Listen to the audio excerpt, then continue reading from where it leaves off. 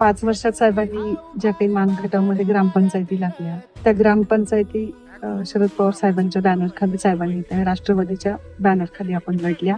70% ग्रामपंचायती साहेबांनी राष्ट्रवादीच्या आणल्या. त्याच्यानंतर सोसायटी असते, सोसायट्या सुद्धा 70% इतक्या राष्ट्रवादीच्या साहेबांनी जिंकून आणल्या. त्याच्यानंतर 5 वर्ष ते लोकांसाठी इथे अवेलेबल आहे. लोकांच्या अडीअडचणी असतील, कुणाचं लाईटचा प्रॉब्लेम असतो, डीपीचा प्रॉब्लेम असतो, दवाखान्याचे प्रॉब्लेम आहे, कुणाला शासकीय योजना मिळवून द्यायच्या आहेत, मुख्यमंत्री सहाय्यता निधीतनं लोकांनी मदत करायची, चॅरिटीमधून हॉस्पिटलसाठी मदत करायची आहे, ते साहेब करतायत. रोज 1-2 पेशंटला तरी त्यातनं मदत असते. नोकरी मेळावे साहेबांनी घेतली.